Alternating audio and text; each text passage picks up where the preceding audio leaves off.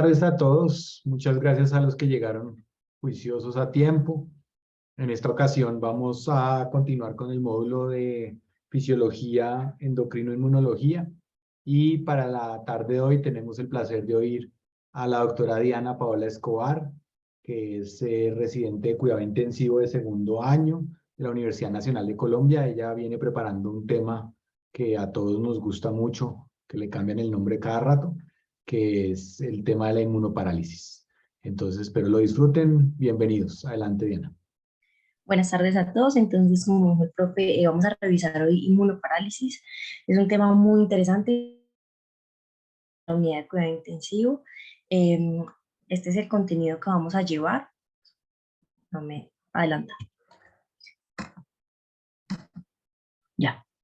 Entonces, ese es el contenido que vamos a llevar. Vamos a hablar primero de generalidades, vamos a hablar un poco sobre cómo se hace la evaluación o cómo se ha descrito también en los estudios. Eh, Algunos blancos para inmunomodulación que están en estudio en el momento, infecciones importantes asociadas en el paciente crítico y algunos mensajes para llevar a casa. Entonces, primero debemos repasar pues, el sistema inmune. Sabemos que está compuesto por dos brazos muy importantes, que son el primer brazo pues, es el sistema inmune adaptativo y el otro, innato, y dentro del sistema inmune adaptativo. Sabemos que estos dos sistemas van a estar compuestos por diferentes células y también por mediadores que se encargan de su principal función es detectar y eliminar los patógenos que pueden causarle daño pues, al cuerpo. Y además, en los momentos en que ocurre alguna lesión, también se encargan como de remodelar el tejido y de remover como esos restos celulares que no están sirviendo.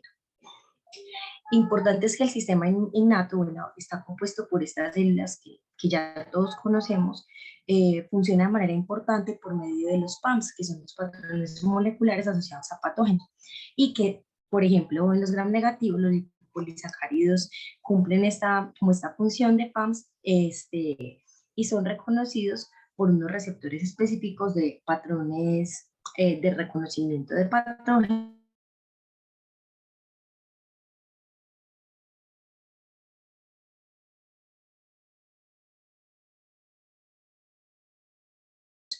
Por ejemplo, los toll-like receptors, que los encontramos a alguna infección o alguna lesión.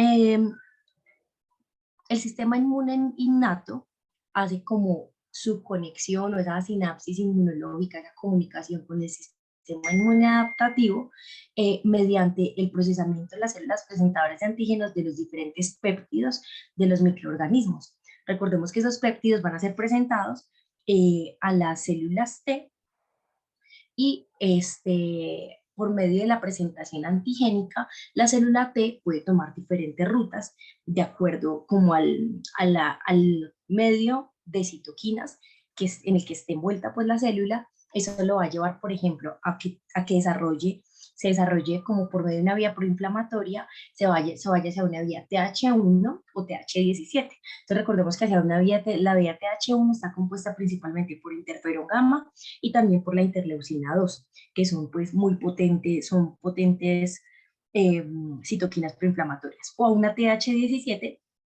que la interleucina 17 también va a tener una actividad proinflamatoria muy potente. Cuando la célula va hacia una vía antiinflamatoria, puede ser es la vía TH2, que también es la vía pues, que describe pues, clásicamente como todo el tema de las alergias, puede desviarse hacia una vía TH2, una producción importante de interleucina 4, interleucina 10, o la producción pues, de células T reguladoras, cuya citoquina pues, más importante es el factor de crecimiento transformante beta. Entonces, esas son como los dos brazos más importantes del sistema inmune. Ahora, el sistema inmune puede, digamos que clásicamente siempre se ha hablado como un sepsis de un síndrome de respuesta inflamatoria sistémica, en el que sabemos pues, que hay elevación de citoquinas proinflamatorias, los pacientes desarrollan fiebre, en la medida en que sea más intensa, la CIRS, pues va a haber fuga capilar y va a haber también disfunción multiorgánica. Pero ahora se sabe que de manera casi simultánea ocurre también una respuesta antiinflamatoria o un síndrome de respuesta antiinflamatorio compensatorio o CARS, que es como lo contrario, va a ser como esa contraparte del CIRS. Entonces tenemos que van a aumentar las antiinflamatorias, va a disminuir la expresión en los monocitos, o bueno, en las células presentadoras de antígeno, de HLA-DR, que sería como esa molécula fundamental para la sinapsis inmunológica. Por eso la vamos a ver que las usan en muchos estudios como un marcador para hablar de inmunoparálisis. También miramos cómo disminuye la respuesta de síntesis o la capacidad de producción del TNF-alfa cuando es inducida por lipopolisacárido, pues en pruebas de laboratorio. Y también vemos cómo aumenta cómo aumenta la apoptosis de linfocitos y cómo ocurre linfopenia. Digamos que cuando un paciente tiene, digamos, una infección, tiene un curso no complicado, tempranamente resuelve pues su proceso inflamatorio infeccioso y sigue pues su curso normal, llega como a su estado basal. Pero cuando cuando estas respuestas son tan exageradas, es cuando tenemos en realidad los mayores problemas con los pacientes en la unidad de cuidado intensivo. Sabemos que estas respuestas van a coexistir, como vemos en la imagen, casi prácticamente desde el inicio pues, de la enfermedad, y van a ir juntas como llevando un balance. Aquí vemos como algunos puntos claves de la inflamación excesiva. Ya hemos hablado un poquito de PAMS, ahorita vamos a profundizar un poquito más. También recordemos que ocurre piroptosis, que es esa muerte celular pues, inducida por la inflamación. Hay activación también del complemento de la coagulación.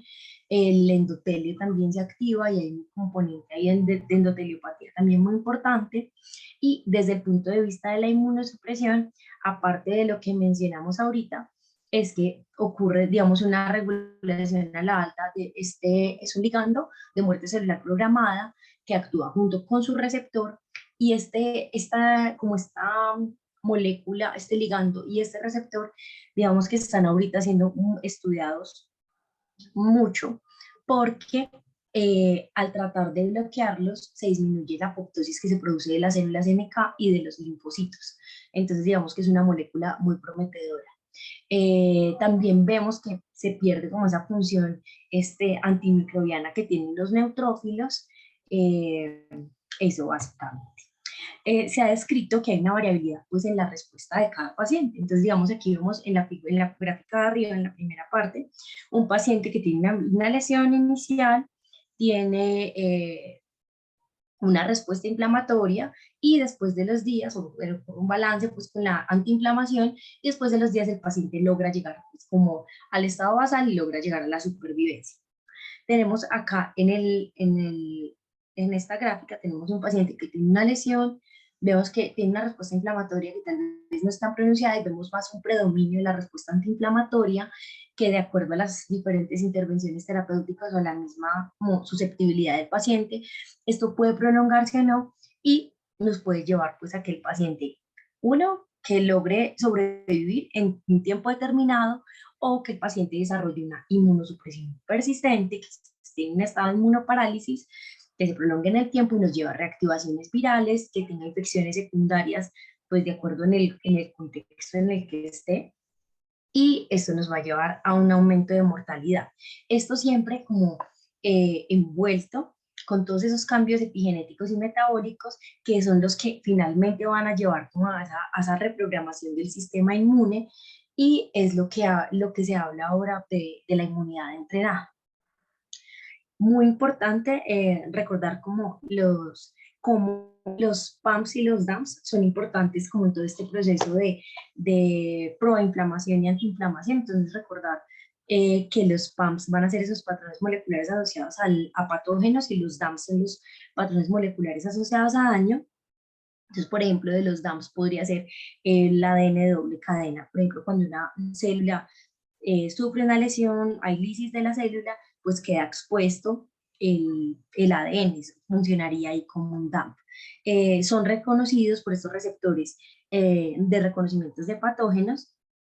Digamos que la activación de como toda esta cascada nos va a llevar a la activación del NF-kappa beta, que nos va a llevar como activar toda esa transcripción, por un lado, de citoquinas proinflamatorias como el TNF-alfa, interleucina 6, interleucina 1, y nos va a llevar también a la activación de la transcripción de los componentes que hacen parte pues del inflamosoma. Entonces recordemos que los inflamosomas son como son grupos de complejos de proteínas multiméricas y van a estar como compuestas por tres elementos que van a ser una molécula que va a funcionar como una molécula sensora, una proteína adaptadora y además la caspasa 1. Entonces, cuando se empiezan a formar los inflamosomas, se encargan de activar la caspasa 1, esa caspasa 1 va a ir a activar, va a ir a como al producir lisis,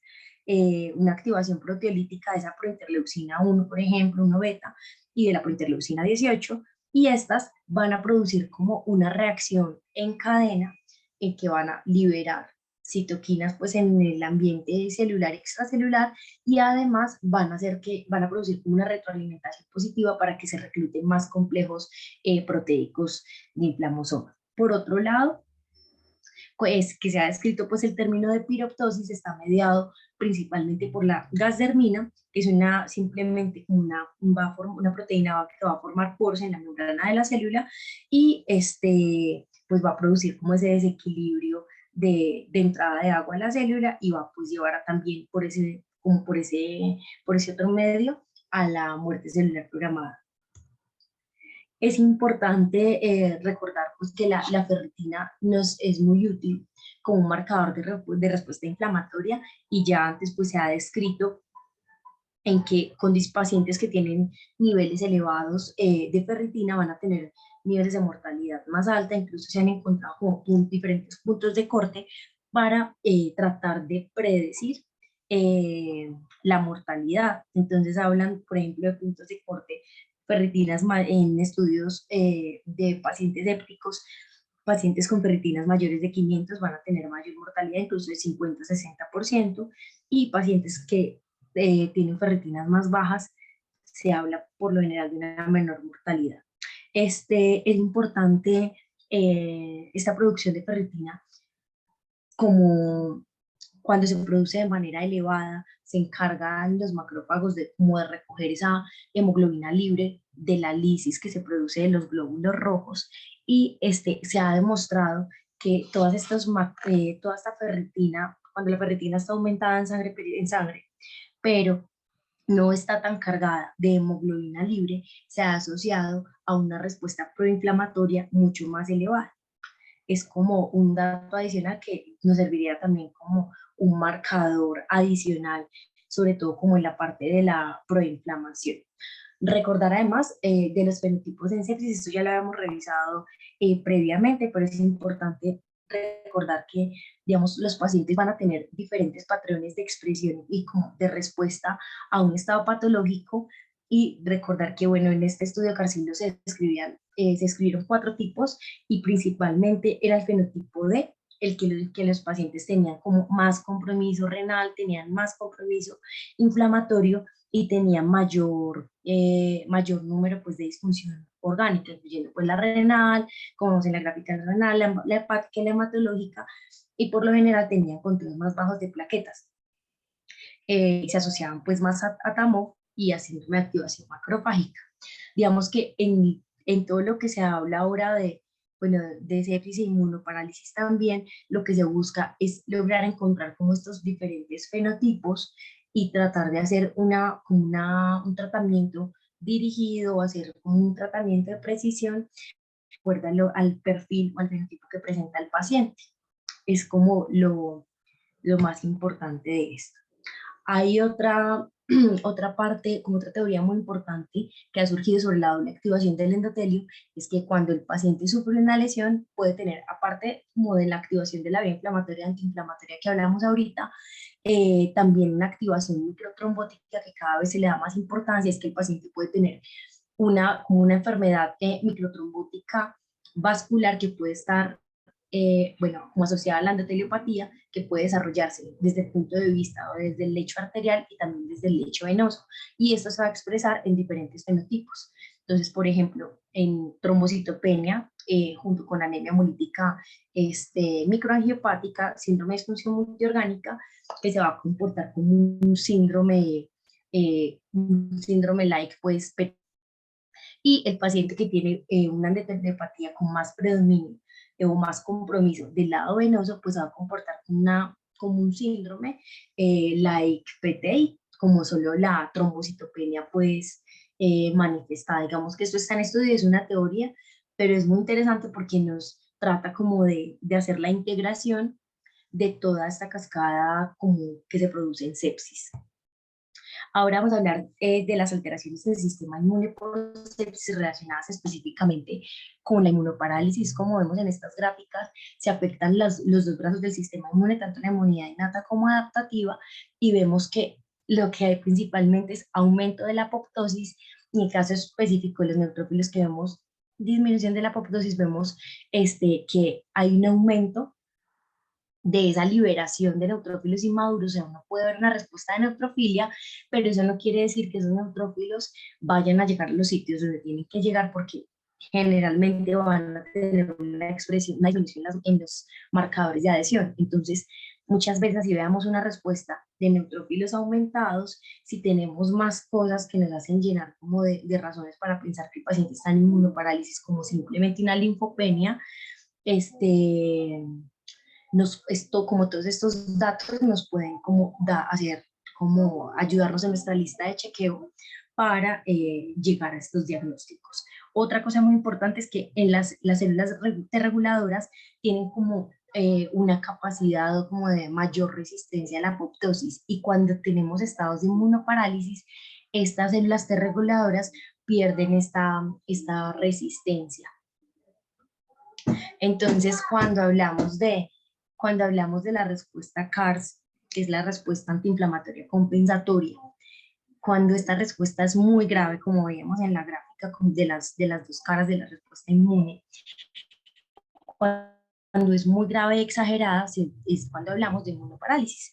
Y digamos que para nosotros es muy importante tener como la conciencia de que es una forma de inmunodeficiencia adquirida y que vamos a tenerla presente en nuestros pacientes en cuidado intensivo.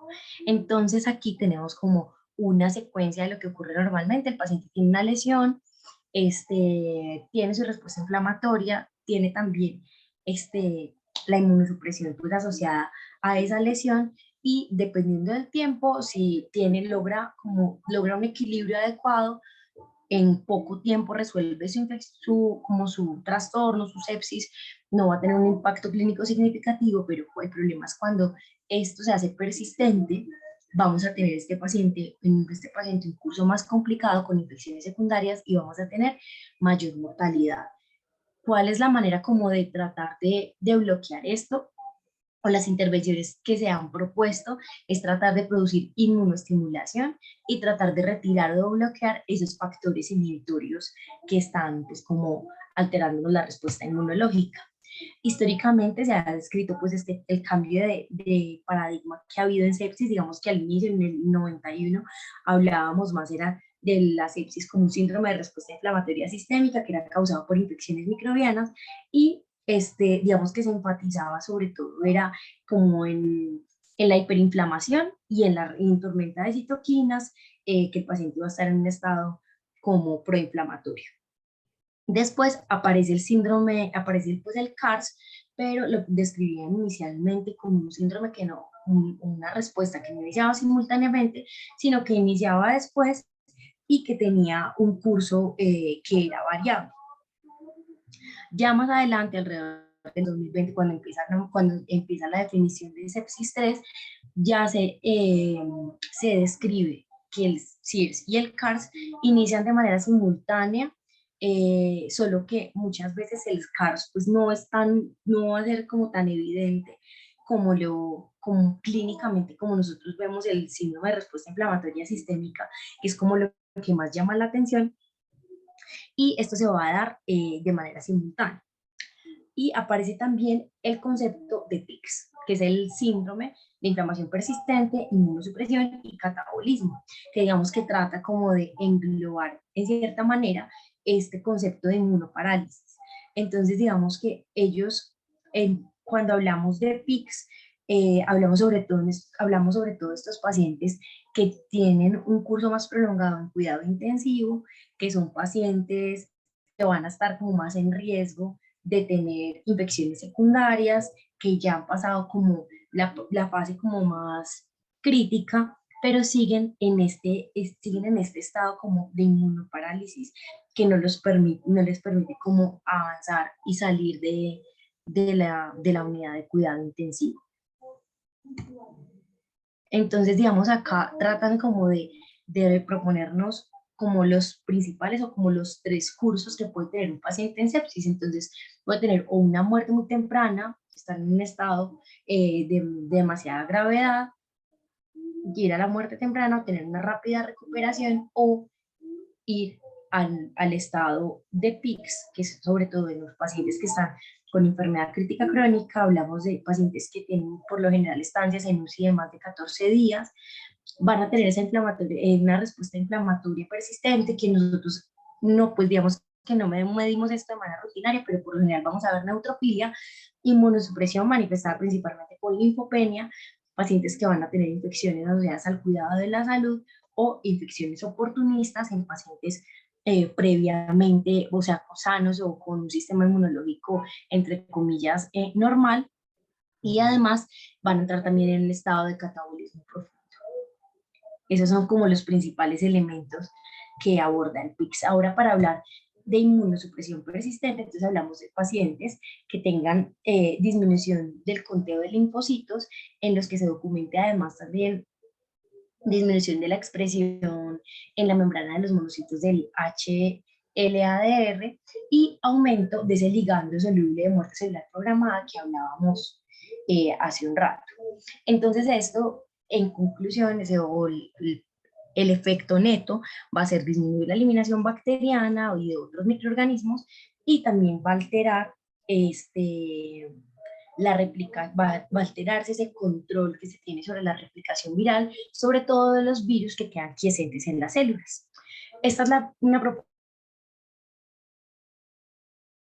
como de evaluación de la disfunción multiorgánica. Esta es la propuesta de Podium para hablar de disfunción del sistema inmunológico. Entonces hablamos de conteos absolutos de neutrófilos menos de 500, con conteos de linfocitos absolutos menores de 1000, con estos puntos de corte propuestos de acuerdo a los diferentes grupos etarios.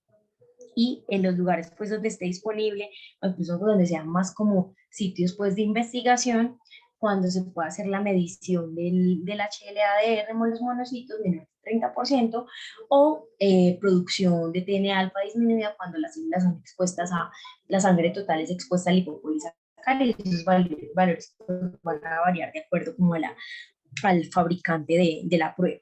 Ese es un estudio publicado en el año 2018, realizado en niños. Entonces lo que buscaba era probar la hipótesis de que la supresión inmune innata adaptativa temprana se asociaba con mayor duración de la disfunción orgánica en niños con sepsis grave con choque séptico. Realizaron un estudio prospectivo, tuvieron en cuenta niños menores de 18 años, en total fueron 102 pacientes y tomaban muestras dentro de las 48 horas pues, posterior al inicio de sepsis. El control de sujetos sanos eran 35. Evaluaban la función inmune innata con la producción del TNF-alfa y evaluaban la función inmune adaptativa con esa capacidad de producción del interferón gamma cuando era expuesto a fitohemaglutinina. Entonces, vemos cómo hay una diferencia en la expresión de TNF-alfa y también de interferón gamma en pacientes. Miren que, pues, en parte comprueba la teoría de que la respuesta CARS está presente desde el principio. Es que pacientes que están sépticos van a tener una producción mucho menor con respecto a sujetos sanos que van a tener pues un sistema inmune intacto aparentemente.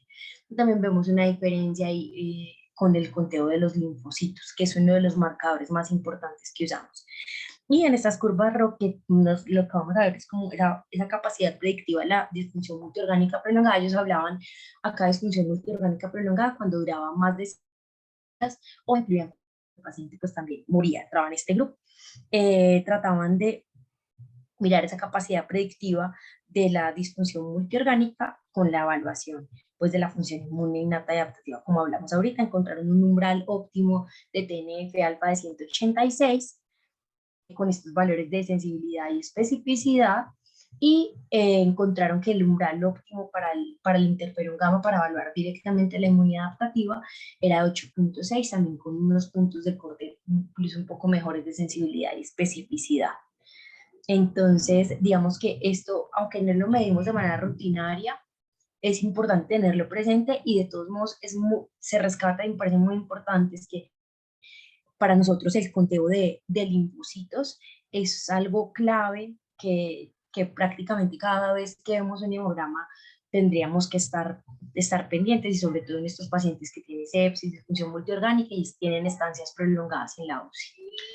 Entonces, dentro de los factores de riesgo que se han descrito para inmunoparálisis, entonces están los relacionados con el huésped, que dependen obviamente como de sus características particulares y de sus patologías. Entonces, los pacientes que tienen alguna neoplasia, que son trasplantados, tienen enfermedades autoinmunes o inmunodeficiencias como tal, y también se han descrito polimorfismos genéticos que los hacen más susceptibles a presentar esto. Algunas infecciones, como la infección por influenza, se ha descrito que puede como disminuir o producir una respuesta inflamatoria disminuida en el huésped, incluso infecciones también por S. aureus y por Leishmania, que disminuyen como esa capacidad de respuesta del sistema inmune.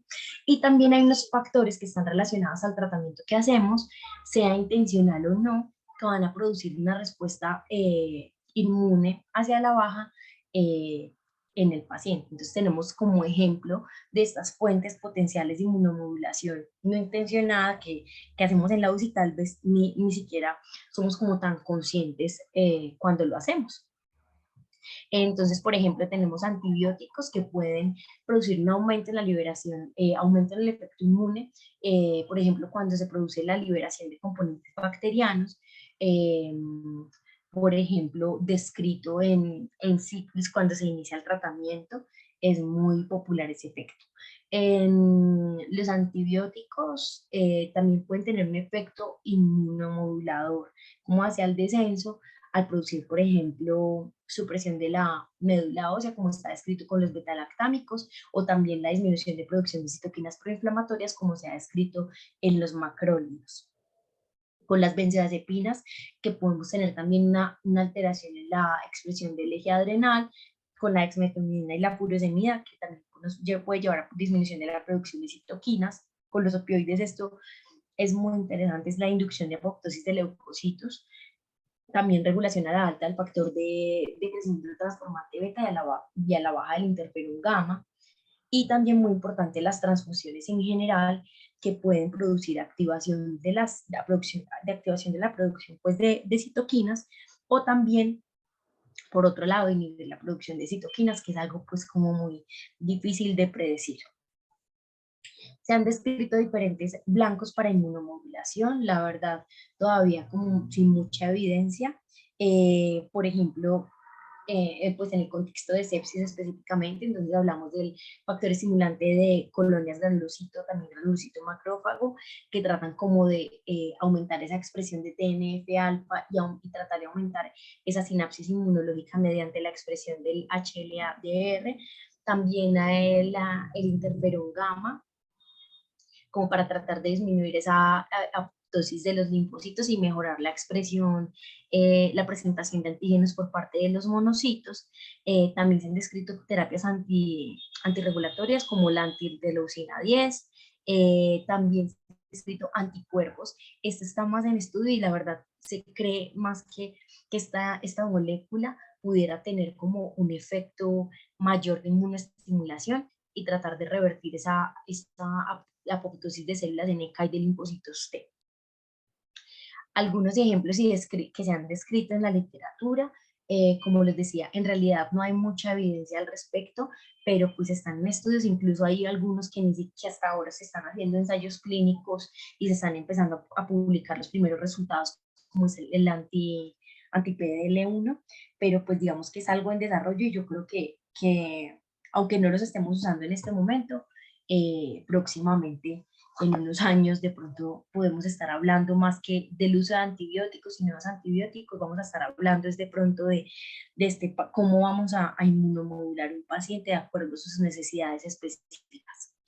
Entonces, bueno, todo esto nos lleva a hablar de que estos pacientes van a tener infecciones asociadas por esta alteración que van a tener en su sistema inmune innato adaptativo, van a tener una inmunosupresión secundaria que los va a llevar a infecciones oportunistas en la UCI, que por lo general van a ser patógenos y microorganismos que van a ser resistentes, en el caso que son, pues cuando son bacterias, hongos, y van a ser pues más difíciles de tratar. Entonces tenemos como varias rutas que pueden tener estos pacientes. Entonces uno es que tengan infecciones habituales de los pacientes que están en UCI, asociadas a dispositivo, neumonías en general.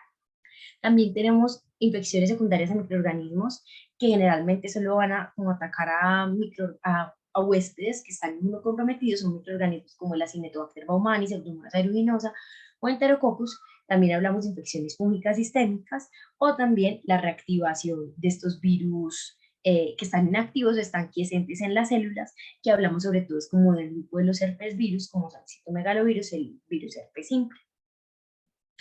Importante pues hablar del citomegalovirus en los pacientes inmunocompetentes. Digamos que en adultos ya se ha descrito y está claramente asociado que esta reactivación del citomegalovirus lleva a peores desenlaces, incluida mortalidad, mayor estancia en UCI, mayor duración de ventilación mecánica e incluso mayor frecuencia de infecciones secundarias.